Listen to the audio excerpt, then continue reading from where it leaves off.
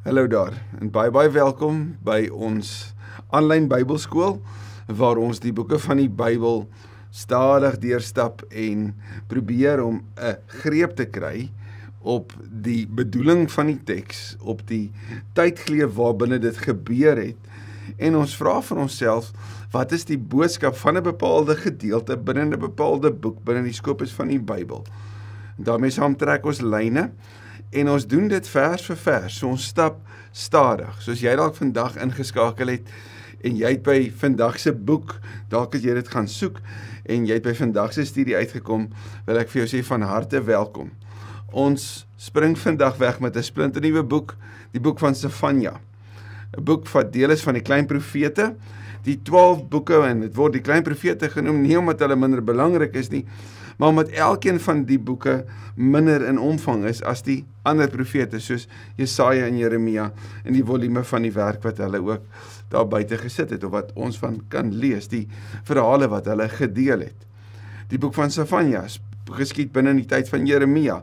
So die twee boeke ook kan jy met mekaar vergelyk, jy kan die uitsprake vergelyk, en jy sal dit ook kan vergelyk met 2 konings, en juist dan ook die verhale van koning Josia, want dit is in sy tyd wat hierdie ook gebeur. So doen jouself die guns en gaan lees dit, en kom agter die kap van die byl as jy wil, van hierdie storie. Hier voor my is 'n magtom notas, van hulle is in Afrikaans en 'n klomp van hulle is in Engels, want dit is die kommentare wat tot beskikking is, en ek het dit gebruik en ek het dit neergesit, en oudergewoonte asseblief onthou die uitnodiging, as jy hierdie wil bekom, stuur net vir my e-pos en ek sit jou of op ons weeklikse verspreidingslys, of as jy later hierdie studie raak geloop, stuur ek vir jou die hele lot alles in een, sommer so by mekaar, sodat jy dit ook kan kry, en as dit vir jou sinvol is, jy dit kan deel. Daar is wonderlike getuienisse wat ons hoor van mense wat hierdie gebruik vir hulle eie studie, maar ook vir studie saam met groepe, selfs vir voorbereiding vir kampe, en daar is so baie stories. So, dit is bitter dankbaar vir elke lewe wat aangeraak word deur die saamstap, deur die woord van die Here, en jy is baie welkom. Kom ons bid saam. Vader, elke keer wanneer ons u woord oopmaak, dan wil ons hoofde buig, en daardeur kom erken, ons wil nie kom inlees in u woord, wat nie daar staan nie. Ons wil eerder vir Heilige Gees, kom maak ons oë oop, en kom vanuit u woord, en kom ontmoet ons vandag. Wees asseblief aan die woord. Jesus, u is die lewende woord. En Vader, dankie dat u woord altyd so tydig is, dat 'n boek wat duisende jare letterlik terug afgespeel het, die verhale in afgespeel het, dat dit so relevant ook vir ons in ons konteks vandag is.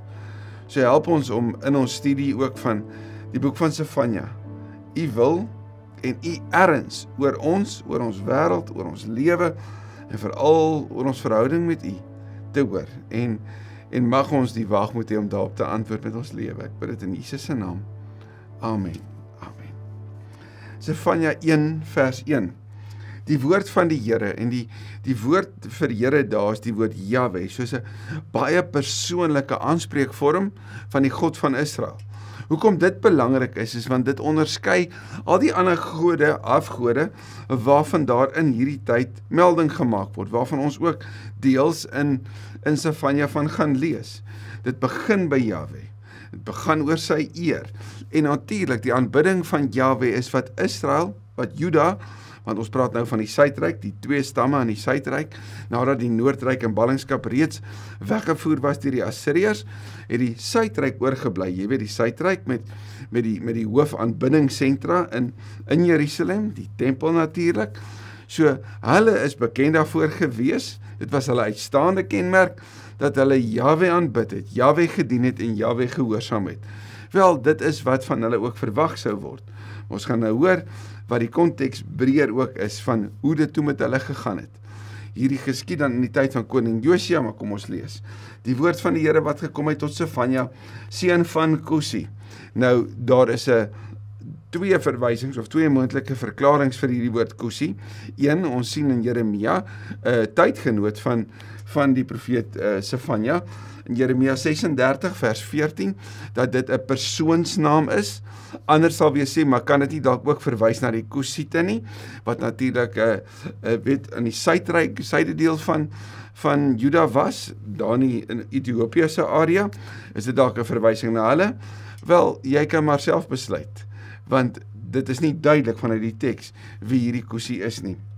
Maar hy was seun van Kusi, seun van Gedalia, seun van Amaria, seun van Hiskia.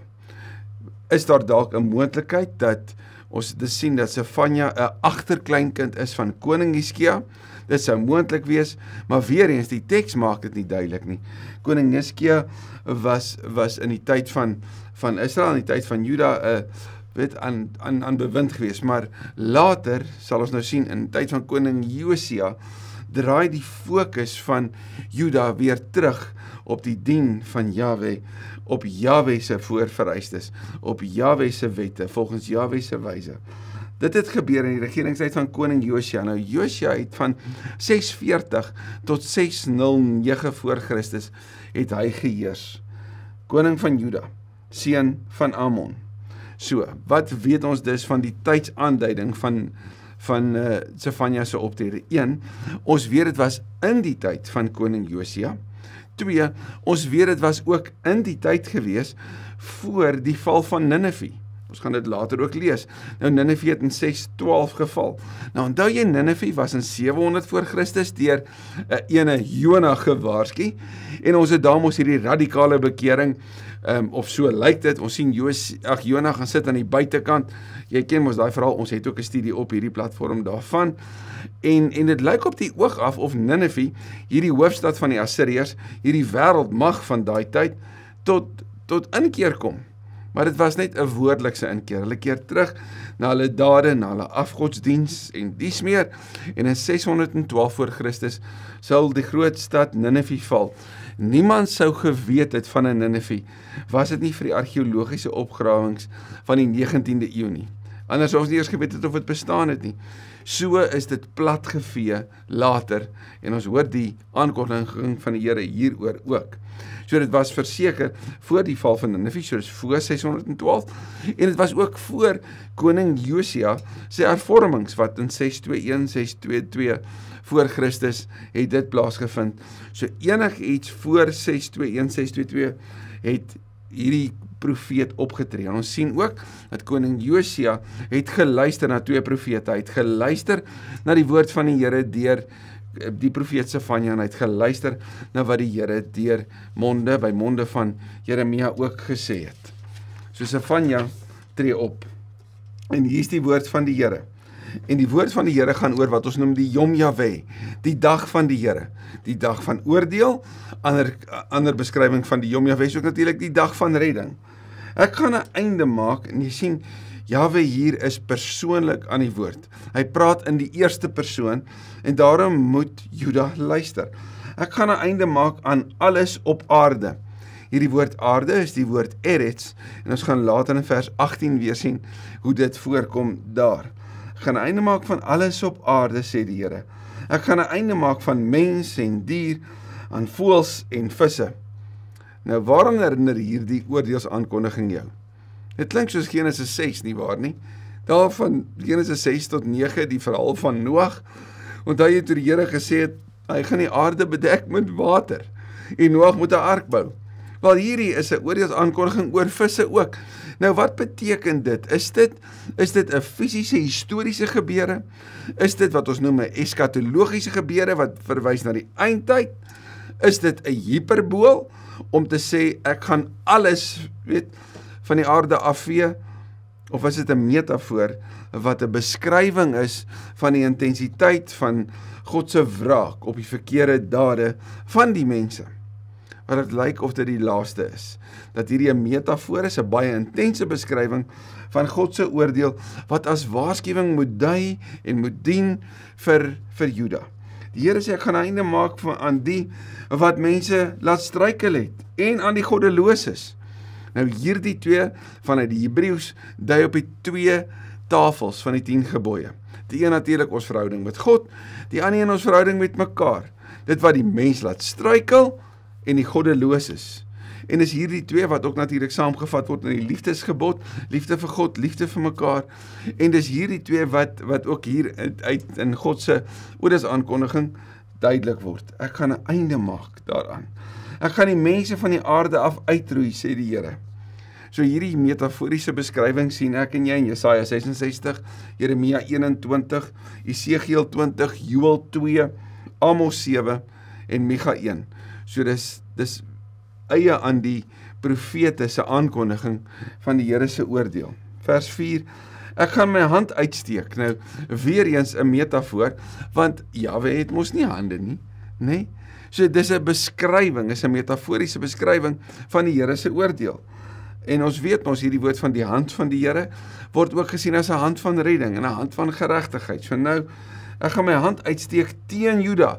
So dit beteken teen die koninkryk van Juda en teen al die inwoners van Jerusalem. So vanaf die koninkryk van Juda na die inwoners van Jerusalem. Nou die inwoners van Jerusalem het natuurlik vergader rondom die tempel waar daar heilige toewyding aan Jahwe moes gebeur, waar offers gebring was, nê, waar Jahwe se lof besing was, soos wat hulle dit moes leef. So Jerusalem was die hoofstad, die nukleus van die aanbiddingskultus van Israel, want alles het daar by die tempel ook gebeur. Ek gaan uit hierdie plek uitroei wat daar nog van Baal oor is. Die naam van die afgodspriesters van alle priesters. So hier sien ons Jahwe staan teenoor die afgodsdiens. Nou, as daar van Baal af oor is in Jerusalem, beteken dit, daar was 'n assimilasie. Daar was 'n sinkretistiese godsdienstbeskouing in Israel. Wat beteken dit? Dit beteken hulle het van die ander afgodsdienste gevat en van die ander lande se afgode gevat en dit ingetrek en dit deel gemaak van hulle aanbidding. So hulle het Jahwe aanbid, maar hulle dan ook die fertiliteitsgod wat dan nou ook Baal was, wat elke jaar met die tyd van die koms van die nuwe seisoen veral aanbid is. En gaan kyk 'n bietjie Hosea 2, hoe die Here dit baie intens ook beskryf, van dat hy homself aan ons gaan bind, en dat die naam van die Baals nie meer herinner gaan word nie, of genoem sal word nie, want Jahwe soek onverdeelde trou aan hom. Nee, hy bind ons aan hom, hy bind hom aan ons, en hy wil hê ons moet aan hom gebind wees, ons moet toegewy wees aan hom. Die Here sê, ek gaan die naam van Baal wegvat, en dan die naam van die afgodspriesters. Gaan kyk gerus hierdie woord in die Hebreëus is komer, en gaan kyk gerus hoe dit in Hosea 10 vers 5 beskryf word. Van alle priesters. En ons sien in 2 Konings 23 vers 5, dat koning Josia juis dit gedoen het, wat die Here hier sê. So die Here praat en sy mense doen, en daardeur word die Here se handeling en die Here se wil gedoen. Die wat op die dakke die hemelliggame aanbid, die wat die Here aanbid en aan hom trou sweer, maar terselfdertyd ook aan Milkom. Nou gaan kyk gerus Deuteronomium 6 vers 13, Deuteronomium 10 vers 20, waar daar 'n beskrywing is dat jy die Here alleen moet aanbid, die Here alleen moet eer. So om 'n ander God in te bring, sê die Here, hy gaan 'n einde maak hieraan. Die wat die rug vir die Here draai, nie na sy wil vra nie, en hom nie raadpleeg nie. Weereens onverdeelde trou, vra die Here. Die Here sê, ek gaan 'n einde maak aan hierdie dubbele lewe. Wat sê, julle dien my, maar eintlik dien jy jouself. Julle dien my, maar julle dien ook die afgodsdienaars. Julle sê, julle dien my, maar julle doen presies net wat julle wil. Julle vra nie na my wil nie, en julle luister ook nie na my nie. Jakobus 4 het iets daaroor te sê, naamlik om nie te sê, ek sal dit en dit en dit doen, in ander woorde, my eie planne volg, nie, maar ek moet eerder sê, as die Here wil. Jy kan meer hieroor gaan lees, Psalm 44, Psalm 78, en dies meer, waarin die verbondsloyaliteit van die Here aan ons impliseer dat ons ook in verbondenheid aan hom sal leef. Die Here sê, gaan my hand hierteen uitsteek, ek gaan 'n einde maak hieraan. Wag in stilte op die Here, sê vers 7, op die Here God. Die dag van die Here is naby. Die Yom Jahwe is naby. En wat moet hulle doen? Hulle moet wag. Wag in stilte. Gaan lees gerus Jesaja 30:15 wat sê dat die Here sê ons moet stil wees. Maar hulle wou nie, nê? Want in stil wees en rus daarin lê die krag om te wag op die Here. Gaan hoor bietjie wat sê Habakuk wanneer hy in Habakuk 2 vers 20 sê, ek sal nou wag om te wag op die Here. Hy het 'n maaltyd voorberei en die wat hy genooi het gewy. Hierdie is 'n verskriklike mooi beeld. So te midde van hierdie aankondiging van die Here wat sê, gaan 'n einde maak aan die Baals, ek gaan 'n einde maak aan die afgodspriesters en alle ander priesters wat my nie dien nie. Ek gaan 'n einde maak aan hierdie dubbele lewe.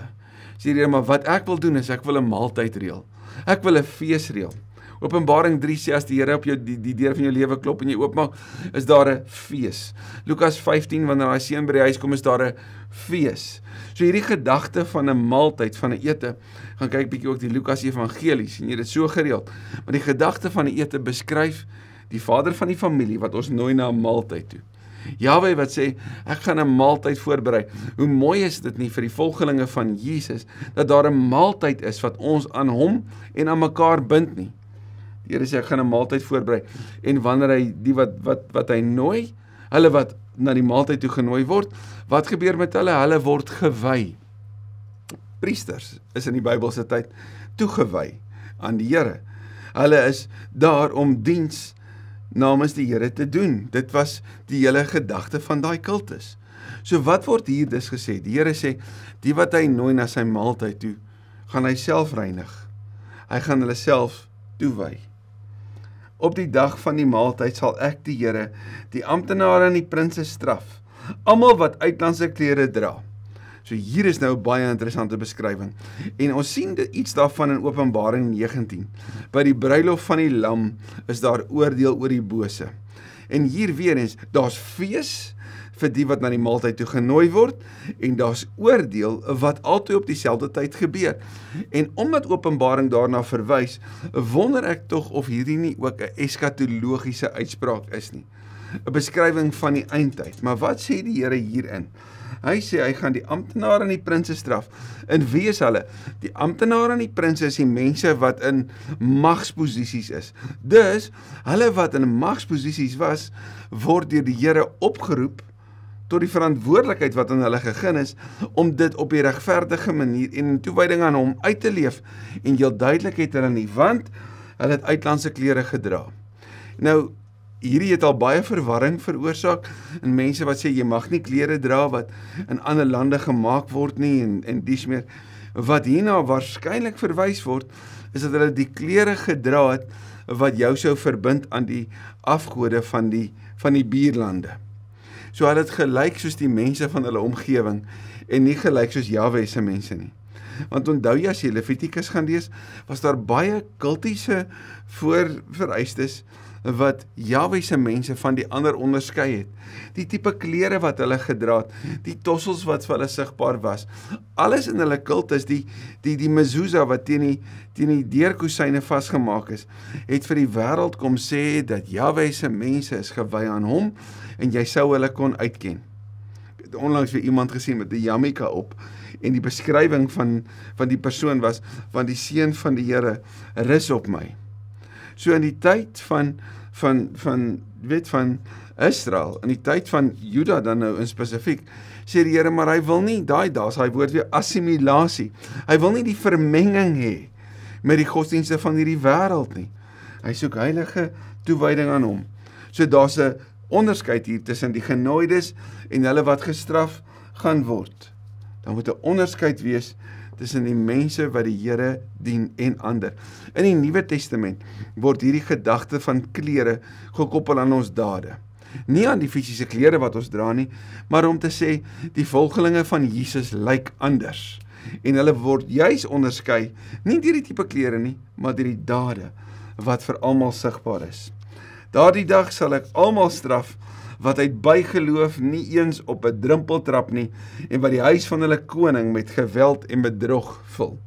Dit is belangrik, kom ons begin van agteraf, die huis van hulle koning, wat natuurlik 'n verwysing is na die tempel, want dis hoe die huis van die Here, daai baie bekende uitspraak, hoe dit geleef het in die volksmond. Maar onthou mooi, dat Jahwe koning is, beteken dat daar voor hom gebuig moes word. En hoe vul hulle hierdie huis? Met geweld en bedrog. Sommige reken dat daar die inbring van die afgodsbeelde van die buurlande binne in die tempel is juis waar die moeilikheid ook sigbaar was, waar die geweld sigbaar was, dis waar die bedrog gepleeg is. Maar ons sien by Jesus met die skoonmaak van die tempel, dat daar bedrog was, want julle die huis van my Vader, het julle in 'n rowersnes verander, onthou jy? Gaan lees maar gerus weer daar uit Lukas uit byvoorbeeld, 'n baie grafiese beskrywing. Maar kom ons vat hom 'n treukie vorentoe, of 'n vers, die reël voor dit. Wat is hierdie bygeloof van die drempel? Wel, dit kom uit Deuteronomium uit. As jy Deuteronomium 5 gaan lees, sal jy sien toe die afgod Dagon geval het sy arms en sy kop afgeval, toe die letterlik die afgodsbeeld plat geval het. En sy kop was op die drempel gewees van die tempel van Dagon daar in Asdod. En toe het daar onder die afgodspriesters van die afgod van Dagon, het die gebruik ontstaan, het hierdie spreekwoord gestaan van nie op die drempel trap nie. So daar is gesê, jy trap nie op die drempel nie, want Dagon se kop het daar gelê. Dis die agtergrond daarvan. Nou, lyk dit vir my duidelik geword dat in die godsdiens van Juda, het hulle hierdie gebruik van nie op die drempel trap nie, ook hulle eie gemaak. So dit wat eie was aan 'n afgod, het hulle nou ingebring in die dien van die koning. Sien jy daarom hierdie woorde geweld en bedrog, en hoe duidelik dit ook daar was. So 1 Samuel 5:5, gaan kyk gerus daar, dis nie Deuteronomium 5:5 nie, 1 Samuel 5:5, waar die beskrywing is van die val van hierdie afgod van Dagon. Daardie dag, sê die Here, sal daar noodkrete klink uit die vispoort uit. Nou hierdie vispoort lees ons in Nehemia van, dit beskryf die noordelike hek, waar daar handelaars ook vis gehandel het daardeur, daarom ook die beskrywing, die vispoort, daar sal gehuil wees uit die tweede stadswyk. Hierdie tweede stadswyk is 'n beskrywing van 'n nuwe gedeelte in Jerusalem, wat in die tyd van koning Hizkia ontwikkel is, dis so 715 tot 686 in voor Christus, en hierdie nuwe gedeelte was aan die weste kant gewees, op die wesoewer van Jerusalem, het hierdie nuwe gedeelte ontwikkel. Daar sal harde smartkrete van die heuwels af wees. So wat ons hoor is 'n stad wat huil onder die geweld. Huil inwoners van die Vysel. Nou die Vysel was 'n verwysing na die markplein, ook genoem die Maktesh.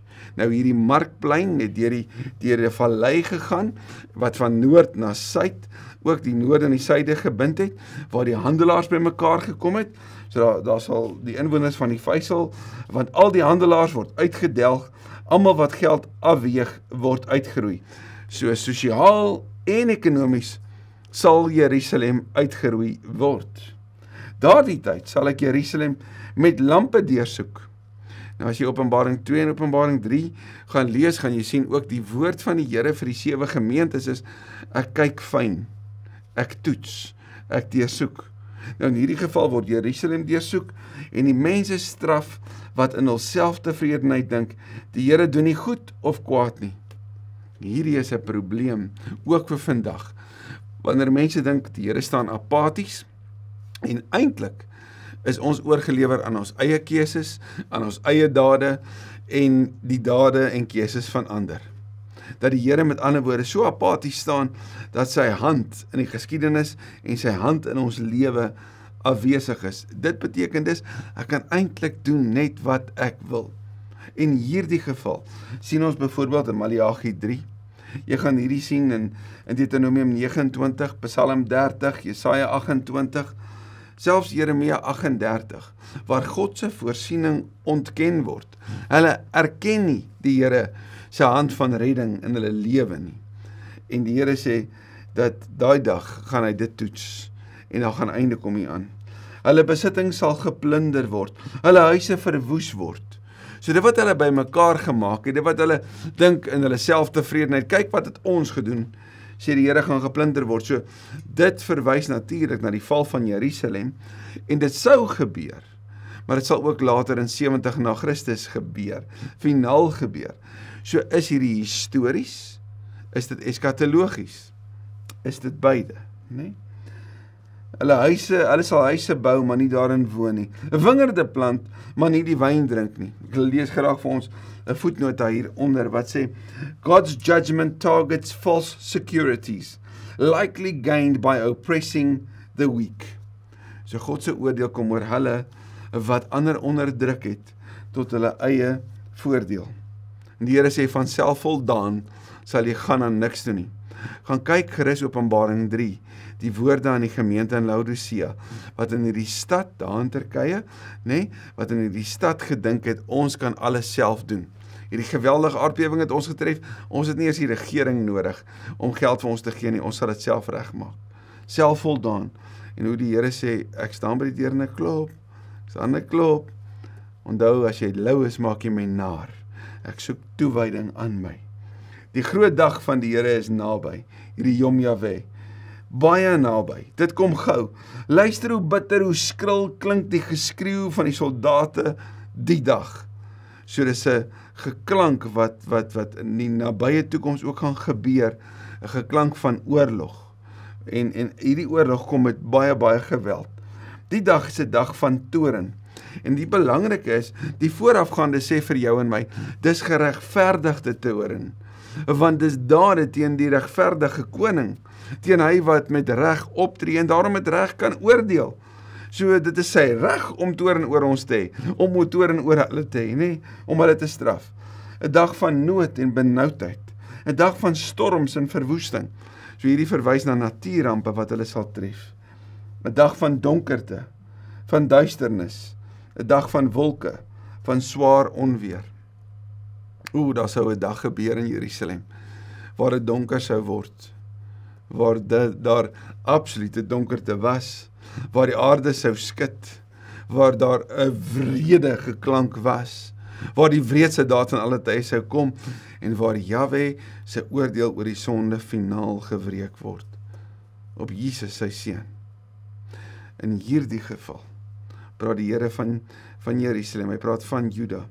Maar hoe sien ons nie die Here se oordeel later gerealiseer word op sy eie seun nie. Hierdie dag van oordeel word 7 keer genoem in hierdie 2 verse. 'n Dag waarop die ramsoring sal blaas en die krygsgeskreeu sal klink teen die vestingstede, teen die hoë hoektorings. So is Jerusalem wat so vasgestaan het in hulle vestingstede wat hulle gedink het hulle veilig sou hou. Hierdie nuwe muur herbou deur Nehemia. Hierdie muur sou val. Lees gerus Spreuke 18 vers 10 en 11 oor valse sekuriteit. Vers 17, ek laat angs die mense beetpak, sodat hulle soos blindes loop, want hulle teen my gesondig. Hulle bloed sal vergiet word asof dit so min werd is as stof, asof hulle liggame niks meer as uitwerpsel is nie. Hierdie is metafore wat beskryf hoe intens hierdie oordeel sal wees. Maar die rede vir al hierdie angs, die rede vir hierdie verskriklike aankondiging, net soos in die wêreld van Openbaring, wat baie meer apokaliptiese materiaal natuurlik is. Die rede daarvoor is, die Here soek bekering. Die Here soek herstel van die toewyding van Juda, van Jerusalem, van die gelowiges. Daarom vers 18, nog hulle silwer, nog hulle goud, sal hulle kan red op die dag, wanneer die toorn van die Here losbreek, wanneer die hele land, hier is weer daai woord Eretz, die hele land, die hele aarde, die hele Eretz, verteer word deur die vuur van sy woede. Hy bring vernietiging en skrik oor die inwoners van die land. Deuteronomium 5 sê, die Here eis onverdeelde trou, gaan lees gerus vers 7 tot 10 daar. Ons moet met hierdie Here rekenskap hou. Hulle moet met hierdie Here rekenskap hou. Hierdie regverdige Here. So ons kon sê hierdie hoofstuk 1 eindig met hierdie klimaks van die Here se wraak. En ek weet nie van jou nie, maar dit voel of ek dan liewer onder die kombers wil gaan, my gaan toegooi en sê, ag Here, help ons, né? Maar soos altyd in die evangelie, is God se aankondiging van wraak het 'n dubbele bedoeling. 1, die erns van sy wraak en 2, die erns van die oproep om terug te keer na hom toe. Hoor dan hierdie voetnota wat Charles Feinberg ook so beskryf. Hy sê, God does not announce coming judgment without indicating at the same time the means of escape from the visitation. Thus we find the second chapter opening with an urgent exhortation to God's people to repent. From this call to repentance, the prophet proceeds to foretell judgment on the nations surrounding Israel, and especially those who have afflicted her. So die Here se oproep vir jou en my is dat hy baie ernstig is oor sonde. Hy is baie ernstig oor onverdeelde trou aan hom. Hy is baie ernstig oor die groot gevaar van die assimilasie. Dink maar net in vandag se wêreld, God en Mammon, en die assimilering wat ons soms selfs by wyse van prediking hoor, nê? Dat jy beide kan dien as dit ware. En hoe die Here sê, onverdeelde trou aan my. Kom ons buig in nederigheid vir hom wat waardig is. Kom ons erken ons verdeelde harte. Ons bely dit en ons vra vir hom om genade. Ons pleit om genade en ons kies vir 'n lewe van onverdeelde trou aan hom. Here, ons is jammer. So jammer dat ons die boodskap van Sefanja het. Ons het die boodskap van die Bybel. Ons het die boodskap van die evangelie. Ons ken dit. En tog leef ons asof ons nie rekening hou met U nie. Ons hou van ons selfstandigheid. Ons hou daarvan om dinge op ons manier te doen. Ons is maar eiewillig en ons soek ons eie wil altyd. Ons wil dit handhaaf. Ons is nie nederig soos dit hoort nie. En ons harte is verdeel. Ons is jammer, Here. Ons is jammer. U alleen is waardig en ons kies vir U. Ons bely ons sondes en ons pleit. Here, wees ons sondaars. Wees my sondaar. Genadig. Amen. Sien jou volgende week wanneer ons verder reis.